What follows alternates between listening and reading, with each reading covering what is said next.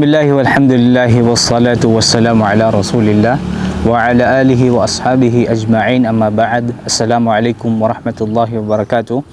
Mga minamahal na kapatid magulang, alam natin sa mas madalas na pagkakataon, ang mga kababaihan sa buwan ng Ramadan, sila yung nagpe-prepare ng iftar natin, ng sahur.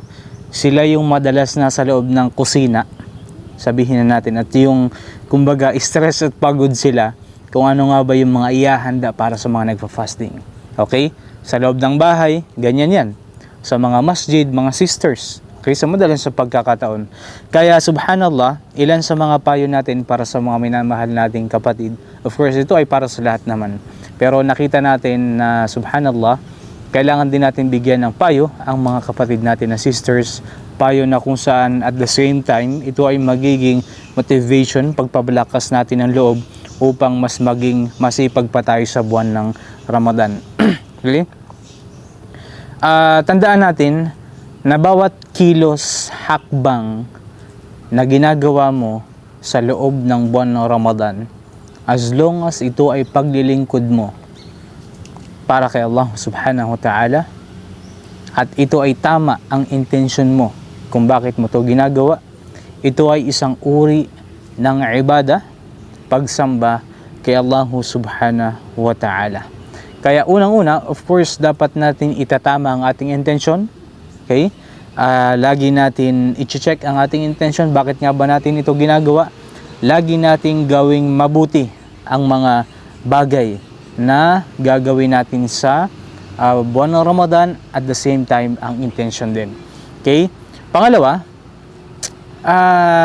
of course, ilan sa mga kapatid natin ay hindi naman tayo lahat binigyan ng pagpapala, biyaya ng mga material na bagay o pagkain, let's say, na kung saan every iftar, nakikita natin na iftar ay hindi kompleto ang handa, dates lang ang meron.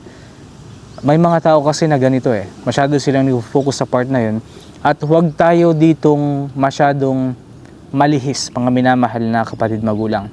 Okay?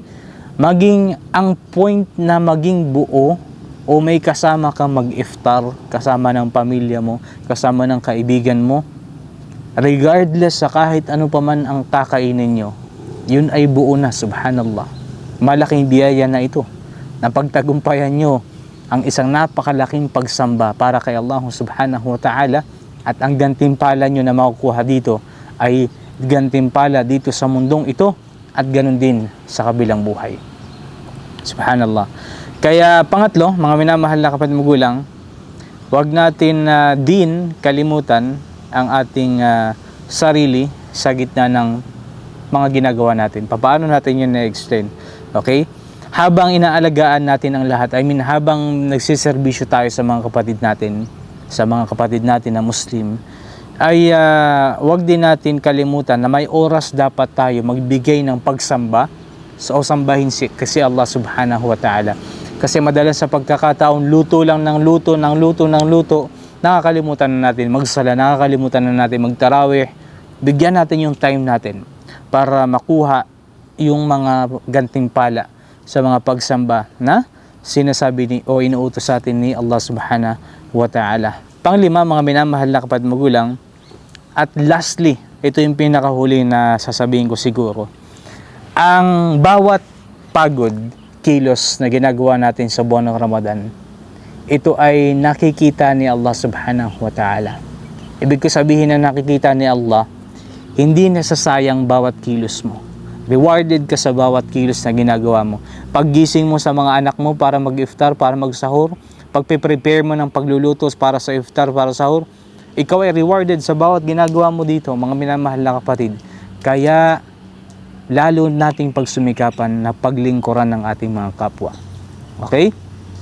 Inshallah, yun muna sa part na ito. At bi'idhnillahi subhanahu wa ta'ala, lagi natin i-dua na Allahumma balighna Ramadan. Allahumma balighna Ramadan. Assalamu alaikum warahmatullahi wabarakatuh.